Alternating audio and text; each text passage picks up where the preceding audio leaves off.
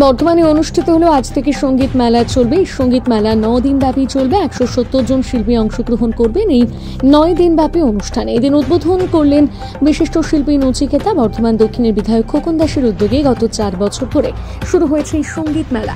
এবারও ঠিক তেমনই এই সঙ্গীত মেলা শুরু হলো আনুষ্ঠানিকভাবে। যে সমস্ত শিল্পীরা বাইরে কোনো বড় মঞ্চের সুযোগ পান না, সেই সমস্ত শিল্পীদের নিয়ে এখানে সঙ্গীত মেলার আয়োজন করা হয়। 35টি ওয়ার্ডে যে সমস্ত ছাত্রছাত্রী রয়েছেন তাদেরকে মূলত এখানে জায়গা দেওয়া হয়। শুধু তাই নয়, যারা ভালো গান করেন তাদের বয়স অনেকটাই হয়ে গিয়েছে, কিন্তু বাড়িতে বসে রয়েছেন তারা, ওই মঞ্চে এসে সুযোগ পান। বিশিষ্ট নামি দামি শিল্পী 4 জনের মঞ্চে সম্বর্ধনা দেওয়া হলো। ভারত সংস্কৃতি উৎসব কমিটির অন্যতম শিল্পী প্রসেনজিৎ পোদ্দার, তাপস নাগ, শ্যামল রায়, সব্যসাচী সরখেল। এই সঙ্গীত মেলা উৎসবটি চলবে বর্ধমান সংস্কৃতি লোকমঞ্চে। প্রতিদিন টিকিটের ব্যবস্থা থাকবে। বর্ধমান দক্ষিণের বিধায়ক খোকন দাসের সহায়তা কেন্দ্র থেকে টিকিটের সীমা বেঁধে দেওয়া হয়েছে।